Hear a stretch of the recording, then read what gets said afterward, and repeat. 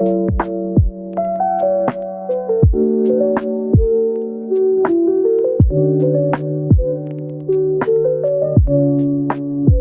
que vous allez bien. Voici la deuxième phase de la correction de nos exercices qui porte sur l'estimation probabiliste de l'analyse de la stabilité des pentes multicouches. Donc, pour ceux qui ne se rappellent pas, voici l'exercice en question qui est défini. Voici l'exercice. C'est la correction de cet exercice-là que nous allons essayer d'apporter là. Exercice de étude de probabilité de la stabilité d'une pente multicouche où on avait défini, pour ceux qui me suivent, j'avais défini cet exercice-là dernièrement où j'avais promis la correction dans un cas bien précis ou dans un cadre bien précis. Voilà, nous allons donc passer à la correction de cet exercice-là. Restez donc scotchés sur cette chaîne pour ne pas rater l'explication bien la correction de l'exercice en intégralité. D'accord. Nous revenons, nous partons un peu sur le Sergio Studio. Voici les différentes couches de terrain qui sont définies. On avait affaire à trois couches de terrain, à savoir l'argile, couche 1, couche 2, le sable, et couche 3, une roche altérée qui peut être une roche métamorphique, ou avec les différents paramètres qui sont donc définis. Et il était question aussi d'étudier l'état de la stabilité de la pente à chaque couche. Donc, question d'évaluer également la stabilité à chaque couche. Nous allons d'abord commencer par la stabilité de la pente à la première couche. Donc, pour ne pas dire la deuxième, la couche 2. La couche altérée, autant pour moi, pardon, la couche altérée. Nous allons donc passer à travers cela pour visualiser comment s'y prendre. Voilà. Nous allons commencer. Comme dans le cadre précédent, nous allons toujours choisir la distribution. Vous pouvez changer la méthode. Je peux choisir la méthode de Spencer, la méthode de ceci. Je peux utiliser la méthode de Bishop. Là, dans ce cas, j'utilise la méthode de Bishop. Je viens là sur la probabiliste, sur l'analyse probabiliste. J'ai défini dans les paramètres probabilistes. Comme je disais, je monte la simulation à 3000. Voilà. Qui est là. Et puis j'ai défini les paramètres probabilistes qui sont donc là. Où il fallait parler de différentes couches. Oui, ce sont les matériaux de terrain. Voilà. Oui, on avait affaire à trois couches. Il s'agissait d'argile, de sable et de la roche altérée. Nous choisissons d'abord l'argile. Nous revenons sur l'exercice. Les informations concernant l'argile. Voilà, les informations concernant l'argile. La moyenne est de 20 kPa et les cas type 4 kPa. C'est un exercice.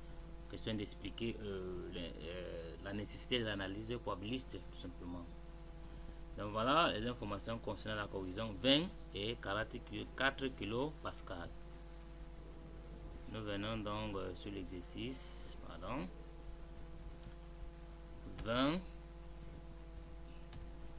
et 4. Oui.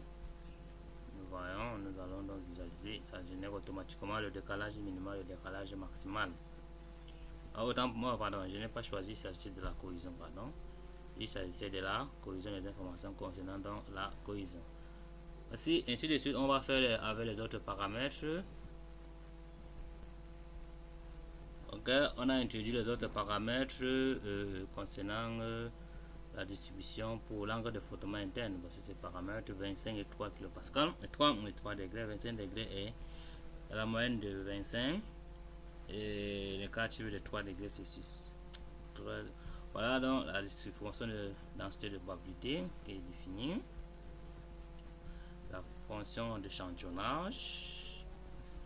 Donc voilà, de manière un peu globale, on a déjà fait entrer les paramètres. Nous allons maintenant passer à la simulation. Retrouvons-nous dans l'autre fenêtre pour passer à la simulation. Nous allons donc lancer et le logiciel va donc travailler. Voilà le résultat qui a été généré. Nous avons d'abord pris la couche ci, nous avons analysé la valeur de participité de 2,3, pas mal. Très intéressant. Voici les différentes informations. C'est presque les mêmes informations concernant l'analyse probabilistique monocouche. Voilà, on a utilisé d'abord dans le cas d'une seule couche. Voilà l'information qui se génère.